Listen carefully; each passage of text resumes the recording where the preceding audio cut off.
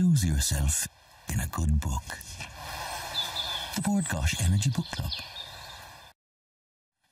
Now, this December, as usual, we launched our annual short story competition, which gave all you aspiring writers out there a chance to get your story published nationally in the Christmas edition of Irish Country Living magazine in the Farmers Journal. So, after thousands of entries, our esteemed judges, Mairead Lavery, Tara Flynn and Donal Ryan, rejoin us this morning to reveal this year's winner. Good morning, one and all. Good morning. Good morning. Now, before I ask why you chose the story that won, we're going to hear the story. But, Mairead, I will ask you to announce the winner who is sitting beside us. It is...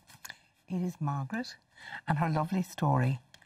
And it's a story... No, I'm going to let Margaret read her story because I think the power of the story will tell us everything we need to know. Margaret, in your own time, take it away. OK. The first Christmas. Leo wasn't going to bother putting up a Christmas tree this year. There didn't seem any point to it without Ellen. She was the one who loved Christmas. She particularly loved decorating the tree. Leo's only job was to make sure the lights worked. "But, Grandad, you have to have a Christmas tree," his 6-year-old grandson said. So Leo went up to the attic and brought down the artificial tree and the box of decorations. He assembled the tree and anchored it steadily in the special stand he had made for it. Then he sat back in the armchair. This was the point when Ellen usually took over. She had great patience and knew where to place every single decoration. He didn't know where to begin, but he took all the red baubles and hung them first. Then he started on the special decorations. Wrapped in tissue paper were the silver pieces he had started buying for her some years ago. He hung the bell, the star, a snowflake, and Ellen's favourite, a baby in a manger, bought the year their first grandchild had been born. He moved on then to the older pieces. There was the battered snowman on skis, now a sorry-looking grey rather than white. At the end of the box, also wrapped in tissue paper, were the homemade decorations Sean had made when he was about 10. He remembered him sitting at the kitchen table, surrounded by white plaster shapes, earnestly painting them gold and silver, and then threading them with coloured ribbons. They were all chipped now, with the white plaster showing through, but Ellen still hung them every year. The tree was beginning to take shape, and when he put the lights on, it didn't look too bad, but it lacked something, and Leo didn't know what. The whole atmosphere was different. Ellen would have had Christmas music on, and she would be reminiscing about Christmases gone by. No doubt she would be reminding him, as she did every year, of the time he let the turkey fall on the floor as he was taking it out of the oven. She had gone and sat on the stairs while he rescued the situation. Their guests had been none the wiser. It was 6:30, time to set off. When he arrived at St. Gabriel's, staff were putting up decorations. A nurse nodded to him. She's in her usual spot. In the day room, Leo sat in the armchair opposite his wife. "Hello, Ellen. How are you, pet?" "Do I know you?" "It's me, Leo." "I don't know anyone called Leo." "I'm Leo, your husband." "I don't think I have a husband." Leo found himself unable to humour her, as he usually did, and she became agitated. With a heavy heart, he headed home, and when Sean called in later, he found his father sitting on the floor weeping, surrounded by a thrashed Christmas tree and broken decorations. It's a very powerful, very strong story. Are you drawing from your own life, Margaret?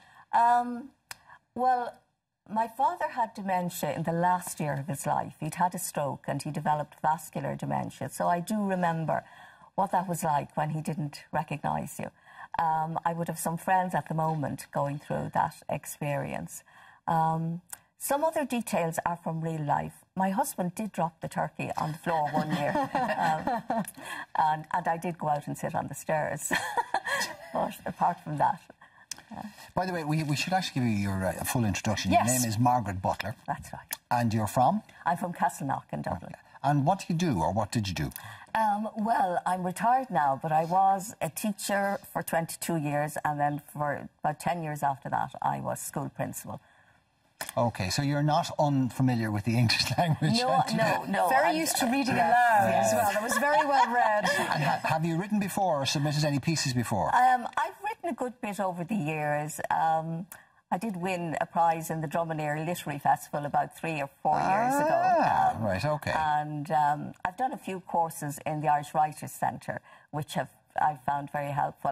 I've just finished one with Nessa O'Mahony, so I'd like to say hello to Nessa and all my fellow writers. Well, that's paid off for you, hasn't it? Now, let's go to the judges. Yes. I think Mairead, the impact of the story, obviously, I mean, it's very powerful, and it does take the wind out of your sails, and then it makes you think, and then it kind of delivers on all of the things that you were looking for, doesn't it? Absolutely. And what I love about it is that Leo creates or brings us back through all the memories. And he shows us, you know, the different things on the Christmas tree, what little boy, their son, the decorations he made. And then she doesn't remember it all. So it's that huge loss of that rich set of memories built up over a lifetime. And his frustration then at the very end, that's all gone. She no longer has it. It's not just, he hasn't just lost his wife and his love, he's lost all that goes with that. All their lives and in together, 500 words, to get all that across, I think was amazing. Well, now, Mr. Ryan. What did you think of it? The master of emotions down here. Here he is. It is quite amazing, actually, how in such a small, condensed space, Margaret created such a vivid sense of these people's lives together, the love they had for each other, and you get a real sense of them as people. And then she builds very slowly and subtly to the powerful emotional impact of the end. So it's very skillfully done, technically. And I mean, as well as that, it's a stark reminder to us all of how we have to cherish our relationships because there's this tragic disconnection in the story, you know. And while we have it, I mean, peace and joy are thrown glibly around at Christmas, but when you have them, you have to cherish them. Donald, technically, how difficult is it to do that? Did you hear what Ryan said about your story? Because you've literally just finished a book of short stories, and we were talking when you went on about the book about how much harder it is to do that because you don't have the space, you don't have the time. Every single solitary word's got to be picked carefully and burnished. Absolutely. I mean, I've tried and failed at flash fiction, at short stories like that, because they're akin to poetry. You know, each line in Margaret's story carries so much weight. It's amazing how she did that, you know, and gave us such a big story in such a small space. Tara, is it so impactful because we all recognise the two characters, whether they're our parents or our grandparents or our next-door neighbours? There's resonance for everyone reading that story. I think there's resonance because even if one hasn't experienced dementia in a family, and many of us have, I have the same situation. My dad had vascular dementia, so it really resonated for me. But I think even if you haven't, that loss around Christmas resonates for everyone. That sort of memories, it's a time of memories.